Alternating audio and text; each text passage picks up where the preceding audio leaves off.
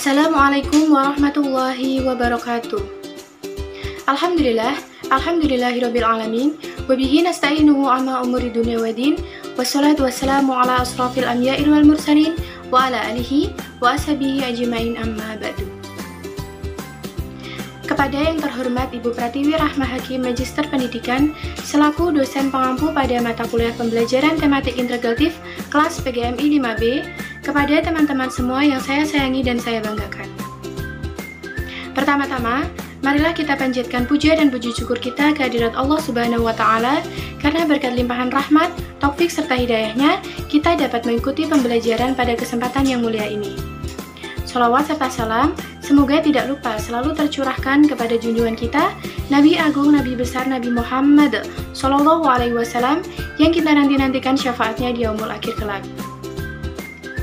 Di sini, kami dari kelompok 9 ingin mempresentasikan hasil diskusi dari kelompok kami mengenai tema lembar kerja dalam pembelajaran tematik.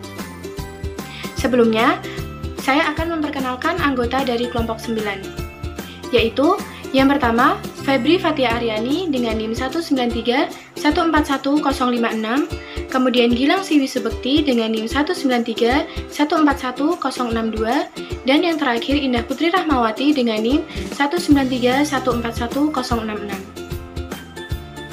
Nah, tujuan pembelajaran pada pembelajaran kali ini yaitu setelah mengikuti pembelajaran kali ini, diharapkan mahasiswa dapat memahami definisi lembar kerja siswa, memahami fungsi lembar kerja siswa, memahami komponen lembar kerja siswa, memahami karakteristik lembar kerja siswa, kemudian memahami syarat-syarat lembar kerja siswa, dan yang terakhir memahami kelemahan dan kekurangan pada lembar kerja siswa. Untuk itu, langsung saja saya akan menyampaikan materi yang pertama mengenai definisi lembar kerja siswa. Lembar kerja siswa atau yang disingkat LKS adalah suatu alat untuk memudahkan guru maupun siswa dalam mengerjakan tugas-tugas suatu pokok bahasan berisi informasi pendukung. Latihan-latihan yang dikerjakan harus sesuai oleh siswa dalam suatu konsep pokok bahasan yang terdapat dalam kurikulum yang disusun oleh guru. Kemudian, fungsi lembar kerja siswa. Yang pertama yaitu meminimalkan peran pendidik. Karena melalui lembar kerja siswa, pendidik dapat dibantu dalam memberikan pembelajaran kepada siswa melalui lembar kerja siswa tersebut. Kemudian, mempermudah peserta didik memahami materi, bahan ajar yang ringkas dan kaya tugas untuk berlatih, kemudian memudahkan pelaksanaan pengajaran kepada peserta didik. Materi yang selanjutnya yaitu mengenai komponen lembar kerja siswa yang akan disampaikan oleh Saudari Febri. Kepadanya dipersilahkan. Saya akan menjelaskan mengenai komponen lembar kerja siswa. Secara umum, menurut Departemen Pendidikan Nasional tahun 2008, komponen lembar kerja siswa terdiri atas 1 judul, 2 petunjuk belajar, 3 kompetensi yang akan dicapai, 4 materi pokok, 5 informasi pendukung, 6 tugas dan langkah kerja, dan 7 penilaian. Yang pertama yaitu judul.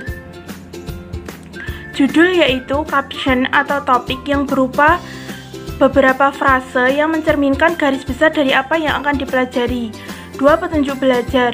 Petunjuk belajar yaitu komponen petunjuk belajar berisi langkah bagi guru untuk menyampaikan bahan ajar kepada siswa dan langkah bagi siswa untuk mempelajari bahan ajar. Yang ketiga yaitu kompetensi yang akan dicapai. Kompetensi yang akan dicapai yaitu bahan ajar berisi standar kompetensi, kompetensi dasar, dan indikator pencapaian hasil belajar yang harus dicapai siswa. Yang keempat yaitu materi pokok. Materi pokok yaitu pokok-pokok materi pembelajaran yang harus dipelajari siswa sebagai sarana pencapaian kompetensi dan yang akan dinilai dengan menggunakan instrumen penilaian yang disusun berdasarkan indikator pencapaian belajar. Yang kelima yaitu informasi pendukung. Informasi pendukung yaitu informasi pendukung berisi berbagai informasi tambahan yang dapat melengkapi bahan ajar sehingga siswa semakin mudah untuk menguasai pengetahuan yang akan diperoleh. Yang keenam yaitu tugas dan langkah kerja. Tugas dan langkah kerja yaitu beberapa langkah prosedural yang harus dilakukan siswa dalam mempelajari materi tersebut. Yang ketujuh yaitu penilaian. Penilaian yaitu sejumlah pertanyaan yang digunakan untuk mengetahui tingkat penguasaan siswa terhadap materi. Selanjutnya yaitu karakteristik lembar kerja siswa. Trianto tahun 2010 halaman 212 menjelaskan bahwa lembar kerja siswa dibagi dalam dua karakteristik, yaitu yang pertama lembar kerja yang berisi sarana untuk melatih mengembangkan keterampilan peserta didik dalam menemukan konsep dalam suatu tema, dan lembar kerja ini tidak terstruktur. Dua, lembar kerja siswa yang dirancang untuk membimbing siswa dalam suatu proses pembelajaran tanpa bimbingan guru dan lembar kerjanya terstruktur. Materi yang selanjutnya yakni penyusunan lembar kerja. Yang pertama ada syarat didaktik. Syarat didaktik yang dimaksud di sini adalah lembar kerja yang harus mengikuti asas-asas pembelajaran yang efektif. Yakni antara lain yang pertama, lembar kerja siswa yang baik harus memperhatikan adanya perbedaan kemampuan individu sehingga dapat digunakan oleh siswa dengan kemampuan yang berbeda-beda.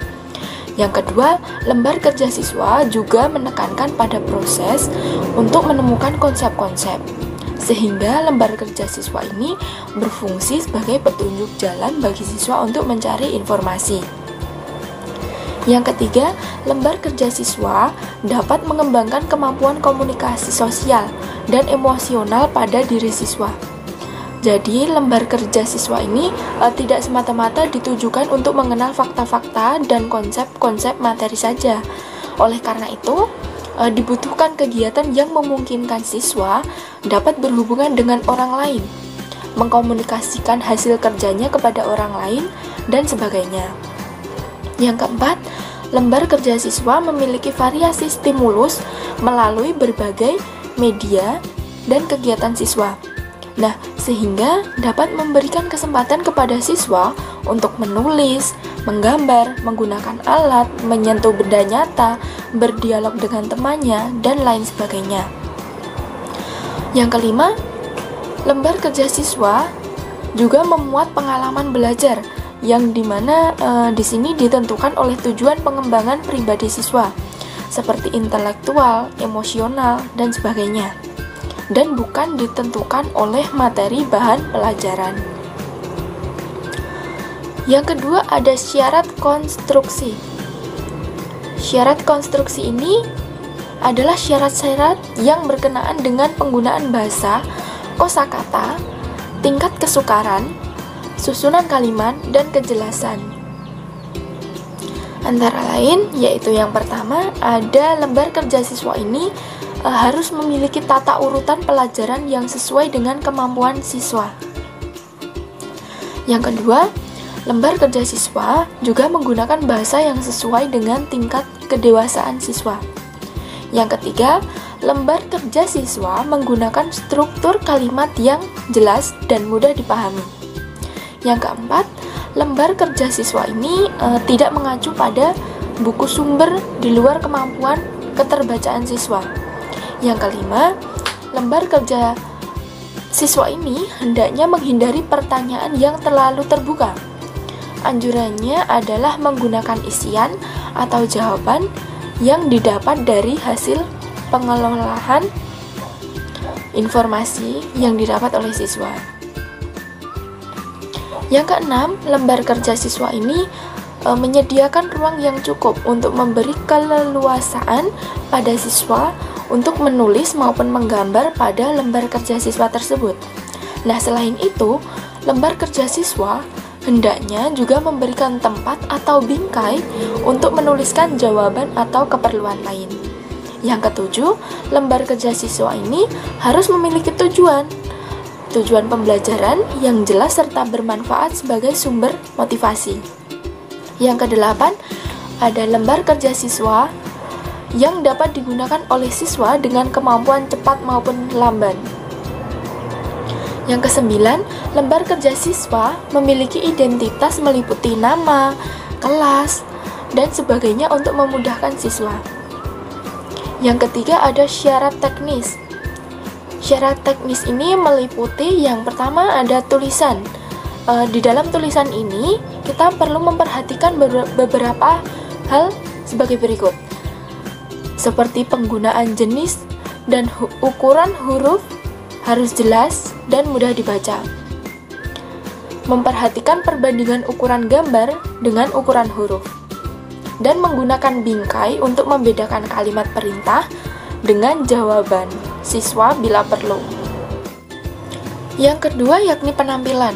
Penampilan lembar kerja siswa mulai dari ukuran lembar kerja siswa, desain tampilan baik kulit maupun isi, yang meliputi tata letak dan ilustrasi hendaknya juga dibuat menarik. Dan yang ketiga ada gambar, di mana gambar yang baik dapat menyampaikan isi atau pesan secara efektif kepada pengguna untuk mendukung kejelasan konsep. Materi yang selanjutnya yakni kelebihan lembar kerja siswa. Yang pertama, dapat menjadi media pembelajaran mandiri bagi siswa. Yang kedua, meningkatkan aktivitas siswa dalam mengikuti kegiatan belajar mengajar. Yang ketiga, praktis dan harganya terjangkau. Yang keempat, memiliki materi lebih ringkas dan sudah mencakup keseluruhan materi. Yang kelima, sebagai pengganti media lain ketika media audiovisual misalnya mengalami hambatan dengan listrik, maka kegiatan pembelajaran dapat diganti dengan media lembar kerja siswa. Yang keenam, tidak menggunakan listrik sehingga bisa digunakan oleh SD di pedesaan di perkotaan. Yang ketujuh adalah situasi siswa ini lebih demokratis sehingga dapat menimbulkan kegairahan belajar. Yang kedelapan, guru dapat mengetahui sejauh mana pencapaian siswa dalam suatu pokok bahasan melalui lembar kerja siswa yang telah dikerjakan oleh siswa. Yang kesembilan, menjadikan siswa lebih aktif karena harus mengerjakan lembar kerja siswa berdasarkan ketentuan yang ada. Yang selanjutnya, yakni kelemahan lembar kerja siswa. Yang pertama, soal-soal yang tertuang pada lembar kerja siswa ini cenderung monoton. Bisa muncul bagian berikutnya maupun bab setelahnya itu. Yang kedua, adanya kekhawatiran guru hanya mengandalkan media lembar kerja siswa tersebut serta memanfaatkannya untuk kepentingan pribadi. Misalnya, siswa itu disuruh mengerjakan LKS atau lembar kerja siswa, kemudian guru meninggalkan siswa dan kembali untuk membahas lembar kerja siswa itu. Yang ketiga, lembar kerja siswa yang dikeluarkan penerbit cenderung kurang cocok dengan konsep yang diajarkan. Yang keempat, media cetak hanya lebih banyak menekankan pada pelajaran yang bersifat kognitif, jarang menekankan pada emosi dan sikap anak. Yang kelima, yakni menimbulkan pembelajaran yang membosankan bagi siswa jika tidak dipadukan dengan media yang lain.